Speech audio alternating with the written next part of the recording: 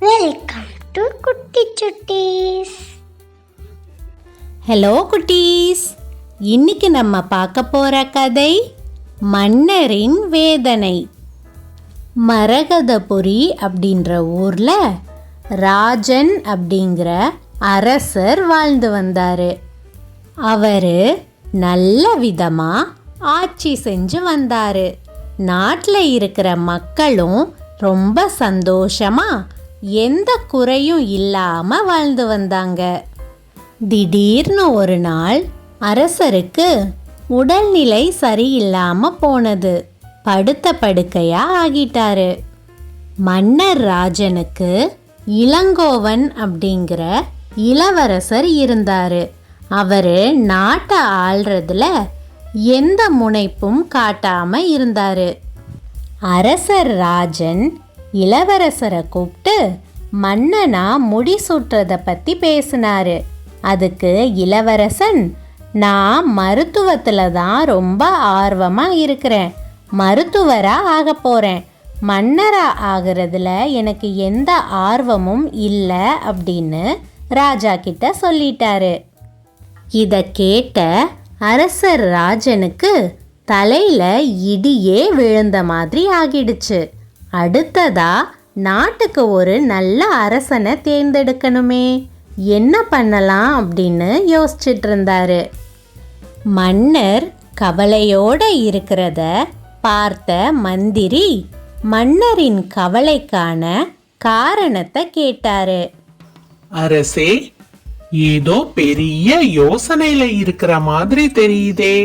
முகம் வேற ரொம்ப வாட்டமா இருக்குது. என்ன விஷயம்? என்ன மந்திரியாரே, எதுவுமே தெரியாத மாதிரி கேக்குறீங்க? என்னுடைய மகன் அரசாட்சியில ஆர்வமே இல்லாம இருக்கிறான். மருத்துவரா தான் போக போறேன்னு சொல்றான். எனக்கு ஒரு பெரிய கடமை இருக்குதே. இந்த நாட்டுக்கு நல்ல அரசனை தேர்ந்தெடுத்து கொடுக்கணும்ல. அதான் என்ன பண்ணலான்னு யோசிச்சுட்டு இருக்கிறேன். என் மகன் குழந்தையா இருக்கும் போதே அவனுடைய ஜாதகத்தை பார்த்த ஜோசியர், இவனுக்கு மருத்துவனா போகதான் அதிர்ஷ்டம் இருக்கு, நாட்டை ஆள மாட்டான்னு அப்பவே சொன்னாரு. நான் தான் இத பத்தி யோசிக்காம பேசாம இருந்துட்டேன். இப்பதான் அதனோட விளைவு எனக்கு புரியுது. அரசே, நீங்க என்ன சொல்றீங்க? இளவரசர் மன்னராக மாட்டார்னு ஜோசியர் முன்கூட்டியே சொன்னாரா? ஆமா மந்திரியாரே, ராணி கர்ப்பிணியா இருக்கும் போது நானும் ராணியும் ஆன்மீக சுற்றுலா போயிருந்தோம். அப்போ ஒரு நாள் ராணிக்கு பிரசவ வலி வந்துருச்சு.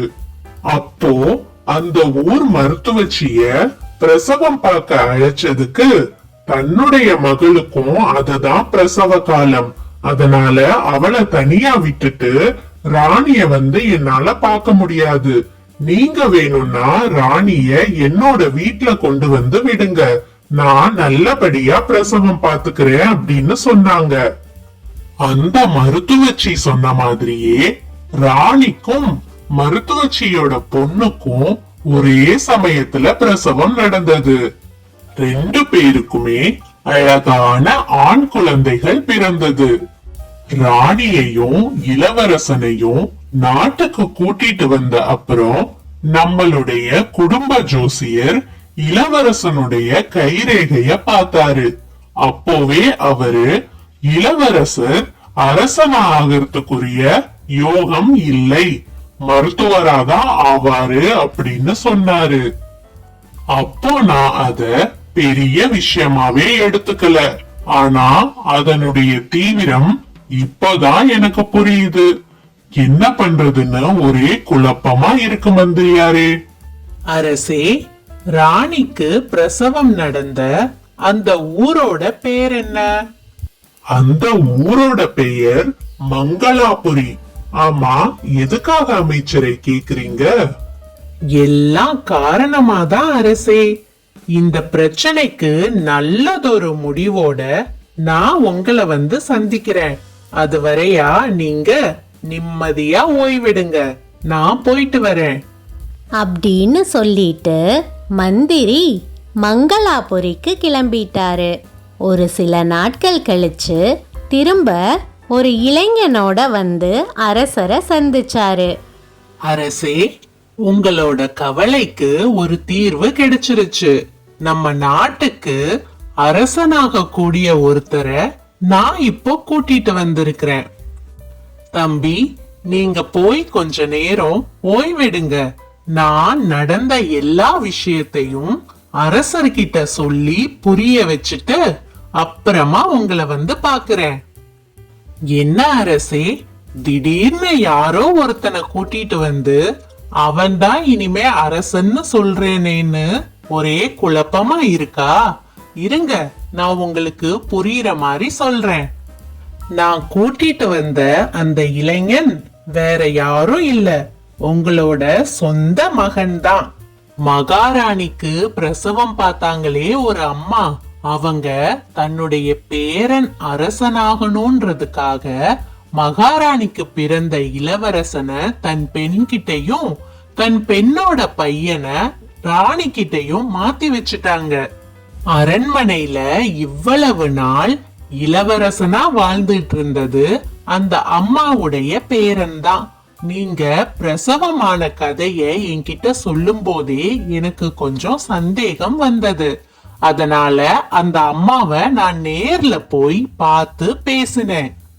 உண்மைய சொன்னா உங்களுக்கு நல்லது, உண்மைய மறைச்சா கடுமையான தண்டனை கிடைக்கும்னு மிரட்டினேன். அந்த அம்மா அதனால எல்லா உண்மையையும் என்கிட்ட சொல்லிட்டாங்க. நானும் நம்ம இளவரசனை கையோட கூட்டிட்டு வந்துட்டேன்.